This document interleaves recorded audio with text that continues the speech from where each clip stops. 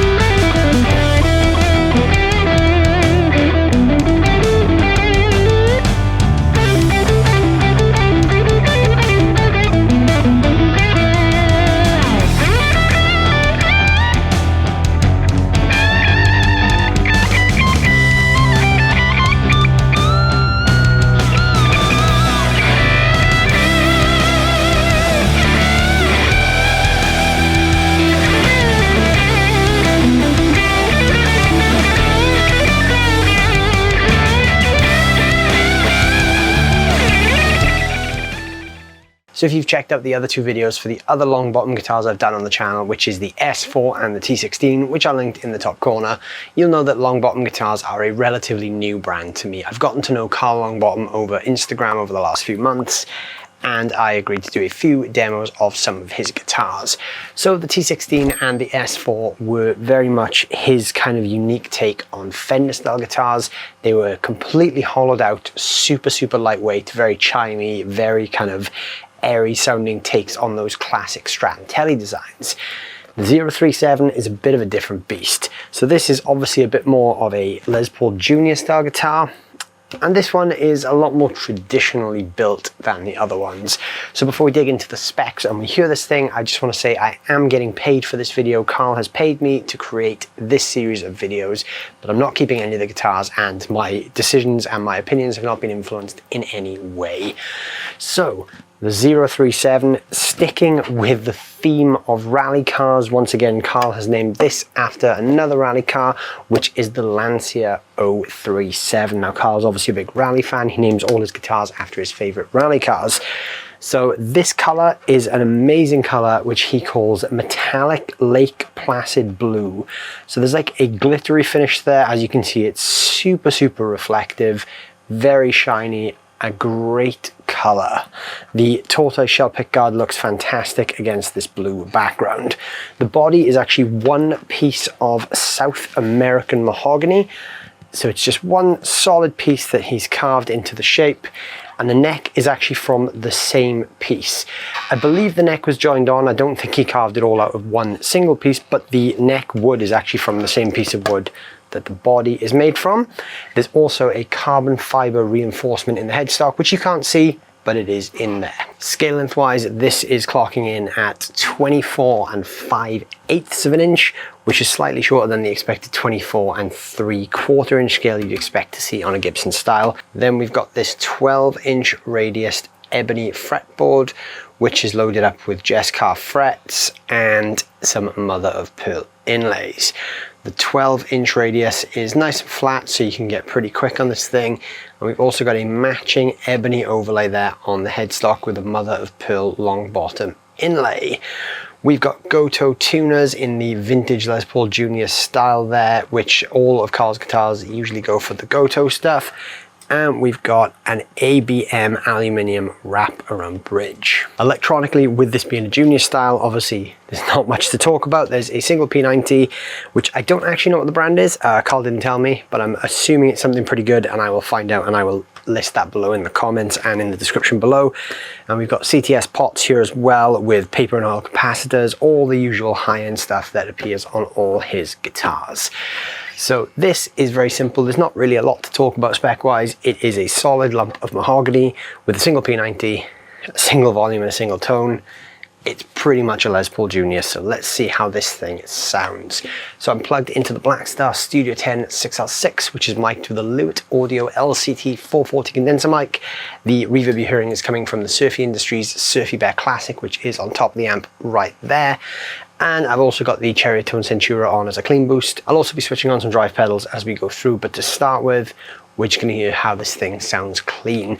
So obviously I don't really have any pickup switches to move through here, so I'm just going to play a bit, and I'm going to move the tone control, because one way you can sort of simulate the neck pickup on a single pickup guitar is to really lean into that tone control. So I'm just going to move that as we play as well.